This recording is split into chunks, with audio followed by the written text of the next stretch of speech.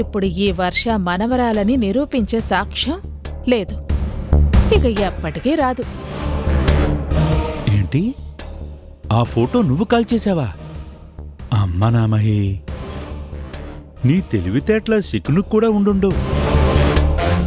నువ్వింత గొప్పగా ఆలోచిస్తూ భవిష్యత్తుని ఇంత చక్కగా ఊహించుకుంటావా? మరి శంకర్ని ఎవరు కాపాడలేరు కదా, మరి వర్ష పరిస్థితి అంతేనా? అందుకే సిద్ధుని స్వప్నాన్ని కూడా రెచ్చగొడుతున్నాను. సాక్ష్యం లేకుండా వర్ష ఈ ఇంటి మనవరాలని అన్నయ్య నిరూపించలేడు. ఆ బాధలో ఉండగానే వర్షాన్ని బయటికి పంపించేస్తాను. వీళ్ళేమో గుండె పగిలేలా ఏడ్చి చస్తారు. అంత దుఃఖంతో ఎన్నాళ్ళనుంటారు? తొందరలోనే వీళ్ళు కూడా పైకి పోతారు. అప్పుడు ఈ ఆస్తి మొత్తం మన చేతుల్లోనే ఉంటుంది. శంకర్ గ్రూప్ ఆఫ్ ఇండస్ట్రీస్కి నేనే చైర్పర్సన్ అవుతాను. చూడండి, మీరు నా భర్త కాబట్టి మిమ్మల్ని నమ్మి నిజాన్ని చెప్పాను. ఆవేశంలో కాని మందు తాగిన మైకల్లో కాని మీరు ఎక్కడా ఈ విషయాన్ని బయటికి చెప్పకూడదు. మాట పెదవి దాటితే మన ఆలోచన పృథ్వీ దాటుతుంది. జాగ్రత్త. అమ్మ మహి, నేను ఊహించాను మహి, నువ్వు ఇలాంటి కుట్ర ఏదో చేసి ఉంటావని. ఆ నిజాన్ని తెలుసుకోవడానికి నీతో ఎలా మాట్లాడాను. సాక్ష్యాన్ని సర్వనాశం చేసింది నువ్వా? చెప్తాను.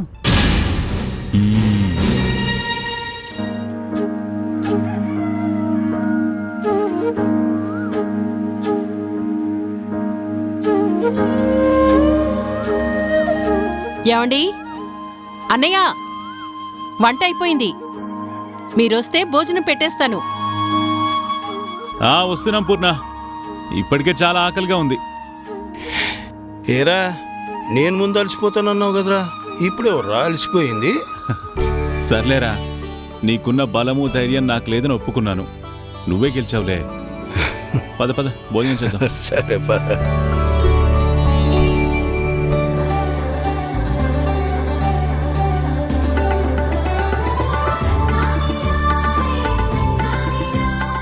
కూర్చోండి, కూర్చో అన్నయ్య.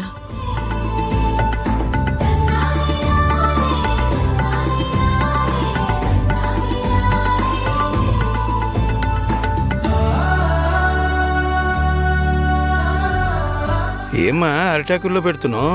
ప్లేట్లు లేవా? అరిటాకులోనే అన్నం పెడతానన్నయ్యా, కానీ ఇద్దరికీ వేరువేరుగా కాదు. నేను కలిపి మీ ఇద్దరికీ చేతిలో ముద్దలు పెడతాను. అప్పుడు మీరిద్దరూ తినండి. ఏంటి పూర్ణ, మేమేమైనా చిన్నపిల్లమా నువ్వు ముద్దలు కలిపి పెట్టడానికి? నిజంగా మన ముగ్గురం ఇప్పుడు చిన్నపిల్లలానే ఉన్నామండి.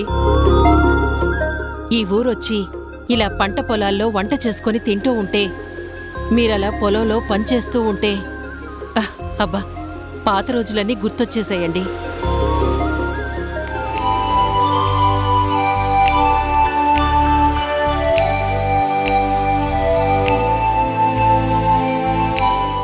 ఏమండి, పట్టండి.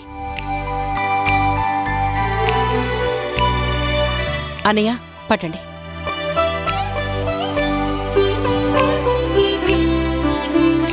అమ్మా, ఉల్లిపాయ నంచుకొని తింటే చాలా బాగుంటుంది. ఉల్లిపాయ కట్ చేసావా? ఉల్లిపాయ ఏంట్రా, పచ్చిమిరపకాయ అయితే అసలైన రుచి ఏంటో తెలుస్తుంది. అది టిపు, ఇద్దరం పట్టుపడతాం. తీసుకురా.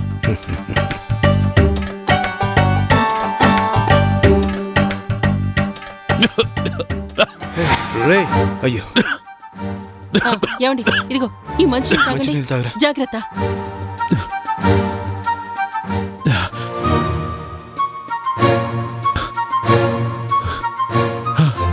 రే, ఏంట్రా ఈ కొద్దికారానికే కన్నీళ్ళు వచ్చాయి? ఈ కన్నీళ్లు కారం వల్ల వచ్చినవి కాదురా, గతాన్ని గుర్తు చేసుకోవడం వల్ల వచ్చినవి. మధ్యలో నేను ఎందుకు అలా మారిపోయాను? నీ విషయంలో నేను ఎందుకు అంతలా అపార్థం చేసుకున్నాను? నిన్నెందుకు దూరం పెట్టాను అన్నది తలుచుకున్నప్పుడల్లా ఈ గుండె బరువెక్కిపోతుందిరా. గతం ఒక తీపి గుర్తులా ఉంటే దాన్ని పదే పదే గుర్తు చేసుకోవచ్చురా. కానీ మనసును కలిచేసే బాధ అయితే ఆ గతాన్ని మర్చిపోవాలరా. దాని గురించి వదిలేరా, జరిగిందేదో జరిగిపోయింది. ఇక దాని గురించి ఎందుకురా ఆలోచించడం, మర్చిపో. ఇక్కడి నుంచి అక్కడికి వెళ్ళాం. అక్కడికి వెళ్ళాక కొన్నేవో అపార్థాలు వచ్చాయి. కానీ మళ్ళీ ఇప్పుడు మనం కలిసి ఇక్కడికి వచ్చాం కదరా. ఒకప్పుడు ఎలాగున్నామో ఇప్పుడు అలాగే ఉన్నాం. ఇంకా ఎందుకురా చేదు జ్ఞాపకాలు తలుచుకుని కన్నీళ్లు పెట్టుకుంటాం? అన్నయ్య, మీ విషయంలో మేము ఎన్నోసార్లు పొరపాట్లు తప్పులు చేశాం. కానీ ఎప్పటికప్పుడు మమ్మల్ని క్షమిస్తూ మాకు అండగా నిలబడి ఉన్నారు.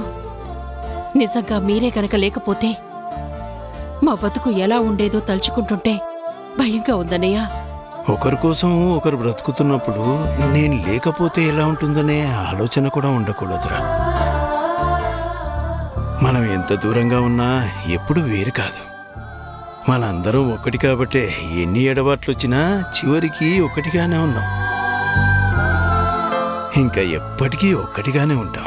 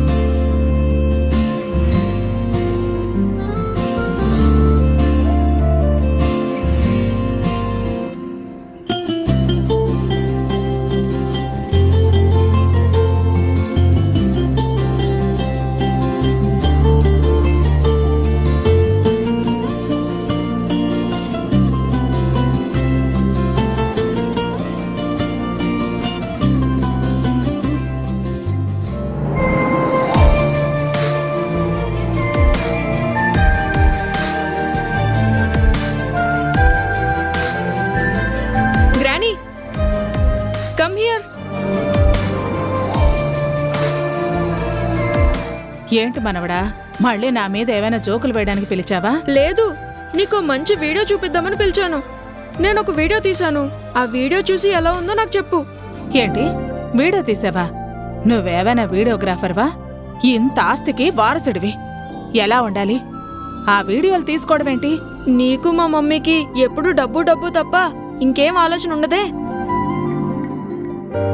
నేచర్ని మనం ఎంత బాగా చూపించాలి, ఎంత బాగా చూసుకోవాలి. అమెరికాలో ఉన్న నాకు తెలిసింది, ఇండియాలో ఉన్న నీకు తెలియట్లేదా? నేనిక్కడ తెలుసుకోవాల్సినవి, నేను చేయాల్సినవి చాలా ఉన్నాయి. ఇప్పుడు నాకు ఈ వీడియోలేవి వద్దు. అది కాదు గ్రాని, నువ్వు తప్పకుండా ఈ వీడియో చూడాల్సిందే. నేను చూపించాల్సిందే. ఏంటి, ఇప్పుడు ఆ వీడియో చూడకపోతే నన్ను వదలవా? నేను నీ మనవణ్ణన్న అభిమానం నీకుంటే నువ్వు ఈ వీడియో చూడాల్సిందే. లేదంటే మాత్రం నీ ఇష్టం. సరే, నువ్వు అంతలా చెప్పాక నేను మాత్రం కాదనటం ఎందుకు? ప్లే చేయి, చూస్తాను. మా మంచి గ్రాని. గ్రాని, ఈ వీడియోతో పాటు ఇంకో సర్ప్రైజ్ కూడా ఉంది. నాకొక సిస్టర్ పరిచయం అయింది. అప్పుడు నాకు వీడియో తీయడంలో సాయం చేసింది. ఆ సిస్టర్ నాకు బాగా నచ్చింది. ఇదిగో ఇప్పుడే ఆ సిస్టర్ వస్తుంది, నేను నీకు చూపిస్తాను.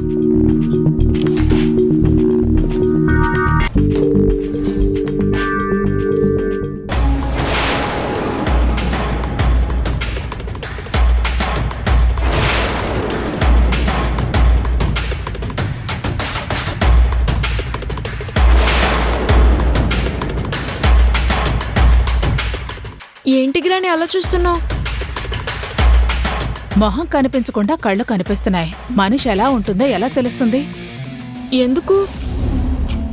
నేను బాగా చూసిన కళ్ళులాగా, నాకు బాగా తెలిసిన మనిషిలాగా ఉంది. అందుకే అడుగుతున్నాను. ఓకే, ఈసారి సిస్టర్ని కలిసినప్పుడు ముఖానికి మాస్క్ లేకుండా ఫోటో తీసుకుని వస్తాను. ఓకేనా?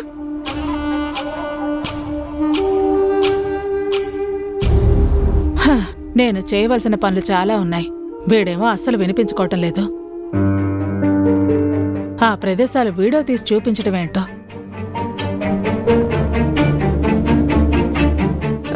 గ్రానీ, నువ్వు చాలా తెలివైందాను గ్రానీ. నువ్వేం చేయాలనుకుంటున్నావు అదే చేస్తావు. కానీ నేనేం చెప్పినా నువ్వు వినవని నాకు ఇప్పుడే అర్థమైంది.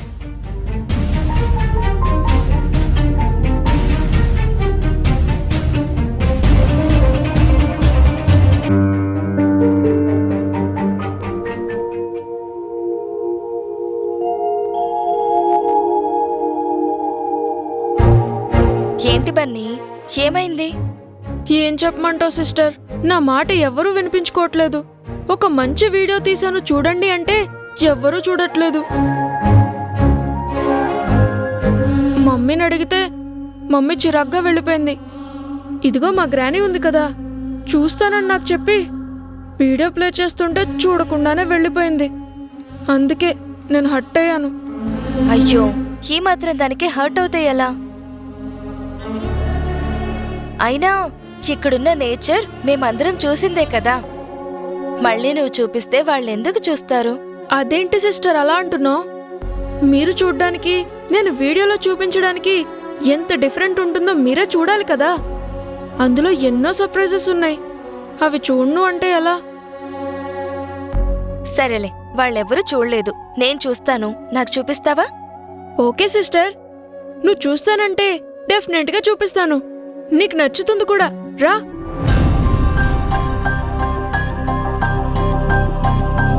కూర్చో సిస్టర్.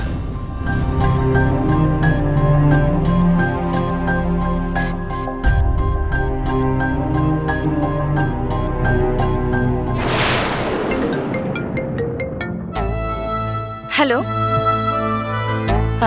ఓకే, చెప్పండి.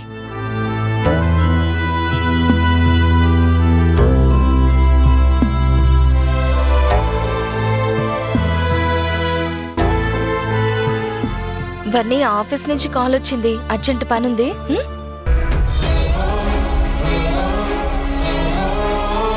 మీరంతా బిజీ బిజీ. నా వీడియో ఎవరూ చూడట్లేదు.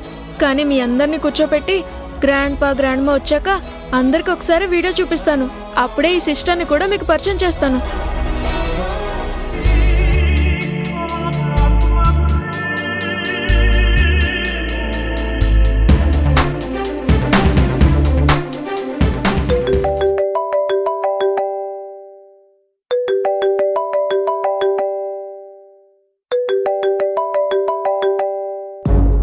హలో, ఎవరండి? నేనమ్మా, మీ తాతయ్య చక్రిని. తాతయ్య మీరా? ఏంటి ఫోన్ చేశారు? అమ్మా సమంత, నేను చెప్పేది చాలా జాగ్రత్తగా విను. మహి ఎంత పనిచేసిందో తెలుసా? వర్ష ఇంటి మనవరాలే కాదు అని అందరినీ నమ్మించాలని చూస్తుంది. అదెలా జరుగుతుంది తాతయ్య? తను నా రక్తం పంచుకు పుట్టిన చెల్లెలు. మా ఇద్దరిది ఒకే రక్తమైనప్పుడు తను పరాయి మనిషి ఎలా అవుతుంది? ఈ నిజాలు మనకు తెలుసమ్మా, మీ తాతీ నాన్నలకు కూడా తెలుసు. అందుకే వాళ్ళందరూ వర్షాన్ని నెత్తిమీద పెట్టుకుని చూసుకుంటున్నారు. కాని మీ బాబాయి పిన్ని ఉన్నారు కదా, వాళ్ళు ఈ సాక్ష్యం కావాలి అంటున్నారు. ఎందుకంటే మహి వాళ్ళని అంతలా నమ్మిస్తుంది. అలా ఎటువంటి పరిస్థితుల్లో జరగకూడదు తాతయ్య. వర్షకెప్పుడు అన్యాయం జరుగుతూనే ఉంది. ఇప్పుడు వర్ష ఇంట్లో బాగుండాలని నేను కోరుకుంటున్నాను. తను బాధపడాల్సిన పరిస్థితి రాకూడదు. అసలు దీనంతటికీ కారణం మహి అమ్మ. తను ఉన్న ఒక్క ఫోటోని కాల్చేసింది, సాక్ష్యం లేకుండా చేసింది. ఇప్పుడు శంకర్కి వర్షాయే తన మనవరాలు అని ఎలా నిరూపించుకోవాలో కూడా అర్థం కావడం లేదు. సాక్ష్యమే లేదు కాబట్టి మహి ఏమనుకుంటే అది జరుగుతుంది అన్న భ్రమలో ఉంది. ఇప్పుడు ఏం చేయాలో నాకు అర్థం కావడం లేదమ్మా. మహిని గెలవనివ్వకూడదు, నీ ఆశయం ఓడిపోకూడదు. అలా ఎటువంటి పరిస్థితుల్లో జరగకూడదు తాతయ్య. మీరందరూ నాకు సపోర్ట్గా ఉన్నారు కదా. తాతీ నాని వర్ష విషయంలో ఎంత గొప్పగా ఆలోచిస్తారో నాకు తెలుసు. వర్షకి న్యాయం జరిగేలా నేను చేస్తాను. ఉంటాను తాతయ్య. అలాగేనమ్మా.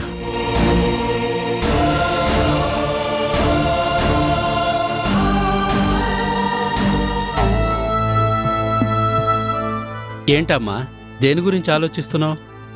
ఏం చెప్పాలో అర్థం కావట్లేదు అంకుల్. ఆ రోజు నేను ఇంట్లో నుంచి వచ్చేయడానికి కారణం కూడా వర్షాయే నా చెల్లెలు అని నిరూపించే సాక్ష్యం ఇంట్లో లేకపోవడమే.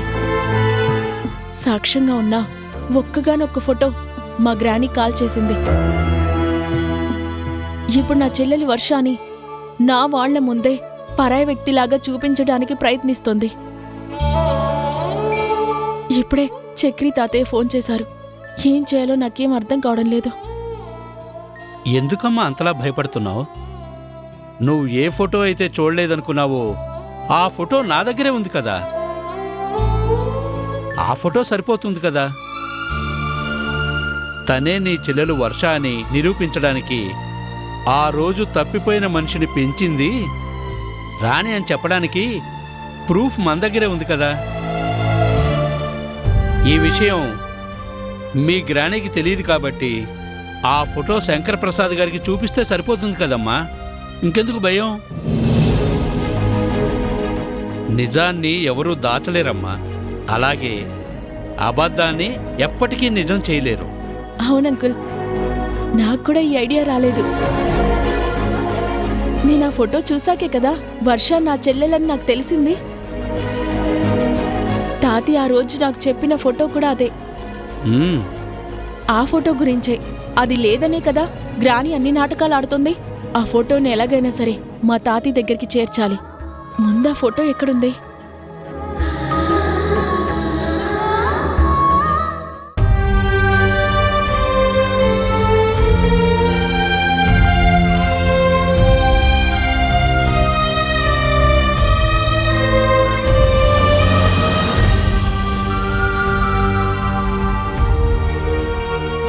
బా చూడురా, చేతులు ఎలా కందిపోయాయో. అలవాటు లేని పని కదరా. అనవసరంగా నా మీద పోటీతో ఇలా చేసావు. ఇప్పుడు చూడు చేతులు ఎలా అయ్యాయో. ఇప్పుడేమైందిరా? సుకుమారంగా మారిన చేతులు ఒక్కసారిగా పలుగుపారా పట్టుకునేసరికి బొబ్బలెక్కిపోయాయి. జీవితం ఎక్కడి నుంచి మొదలైందో మళ్ళీ అక్కడికే వచ్చాం. అందులో తప్పే ఉందిరా. నీ జీవితం కష్టాలతో మొదలైనా మళ్ళీ నువ్వు కష్టపడే అవసరం నీకు ఇప్పటికీ రానివ్వనరా. నా కంఠంలో ఊపిరినంత వరకు నీకు ఆ కష్టం ఎప్పటికీ రానివ్వనరా. సూర్యం, మనిషికి ఎన్నో ఆశలుంటాయి. కానీ వాటిని నెరవేర్చుకోవడానికి చాలామందికి అవకాశం ఉండదు. కానీ నాకు మాత్రం నీ రూపంలో అవకాశం దొరికిందిరా. గొప్పవాణ్ణి అవ్వాలనే కోరిక నాకుండేది. కానీ ఎలా సాధించాలో తెలీదు. ఎదగాలి అంటే డబ్బు కావాలి. వ్యాపారం మొదలు పెట్టాలంటే పెట్టుబడి ఉండాలి. ఆ రోజున్న పరిస్థితుల్లో పూట గడవడమే కష్టం అనుకున్నప్పుడు కోట్లు సంపాదించుకోవాలని వ్యాపారం గురించి ఆలోచించడమే అవివేకం అనుకున్నాను. కానీ నువ్వు దాచుకున్న డబ్బులతో నాకు సాయం చేశావు. నీ కష్టంతో నేను ఎదిగాను. నేను కోటీశ్వరుడిగా మారాను. కానీ ఏ రోజు కూడా నీ వల్లే నేను ఈ స్థాయిలో ఉన్నానని నువ్వు ఎవరికీ చెప్పలేదురా. అదేనండి అన్నయ్య గొప్పతనం. ఎదుటివాళ్లు బాగుంటే ఆయన ఆనందిస్తారు. మన సంతోషం కోసం ఆయన కష్టపడతారు. దేవుడు మనుషుల రూపంలో ఉన్నాడు అంటే అది మన కళ్ల ముందే అన్నయ్య రూపంలో ఉన్నాడు అనటానికి నిలువెత్తు నిదర్శనమండి. నేను దేవుని కాదమ్మా, మామూలు మనిషిని. నా వాళ్ళందరూ బాగుండాలి, వాళ్ళలో నేనుండాలని కోరుకునే మనిషిని. నేను శంకర్ అంటే చూసే వాళ్ళకి వేరే వ్యక్తుల్లో కనిపించినా వాడు నాలో ఉండే ప్రాణమమ్మా. నా ప్రాణం బాగున్నంత వరకే నేను బాగుంటానని నాకు తెలుసు. నేను చేసిన సాయం వల్ల వాడు ఎదగలేదమ్మా. వాడికి ఎదిగే అవకాశం ఉంది కాబట్టి ఆ రోజు వాడికి సాయం చేసే అవకాశం నాకొచ్చింది. లేదన్నయ్యా, చూసేవాళ్లకి ఫలాన్నిచ్చే మహావృక్షమే కనబడుతుంది. కాని ఆ వృక్షం మనందరికీ ఫలాల్ని ఇచ్చేలాగా ఒక రైతు విత్తనాన్ని నాటే ఉంటాడు కదా. ఆ రైతు గురించి ఎవ్వరూ ఆలోచించరు. మా జీవితంలో ఆ విత్తుని నాటింది మీరు. మేము ఎదిగాక మా పంచన చాలామంది చేరారు. కాని మా వల్ల మీరు ఎన్నోసార్లు వంచనకు గురయ్యారు. అది తలుచుకున్నప్పుడల్లా మాకు బాధగానే ఉంటుంది. లేదమ్మా, ప్రతి కుటుంబంలో ఏవో కలహాలు వస్తూనే ఉంటాయి. వాటన్నిటినీ సర్దుకుంటూ పోతేనే ఆ బంధాలు నిలబడతాయి. అలా భూతద్దంలో పెట్టి చూసామంటే ఎవరికి వారన్నట్టే మిగిలిపోతారమ్మా. అలా ఎప్పటికీ నేను ఉండకూడదని కోరుకున్నాను. వాడి మనసేంటో నాకు తెలుసమ్మా. ఎవరేం పొగిడినా పొంగిపోతాడు, ఎవరేం చెప్పినా వింటాడు. అందుకే ఆ మాటలు విన్నాడు కాబట్టే మా ఇద్దరి మధ్య ఇన్ని సంవత్సరాలు ఎడబాటు వచ్చింది. కానీ ఒకటమ్మా, శరీరం లేని ప్రాణం ఉండదు, ప్రాణం లేని శరీరం ఉండదు. మేమిద్దరం ఒకటైనప్పుడు మేము విడిపోతామన్న భయం నాకెప్పటికీ ఉండేది కదమ్మా.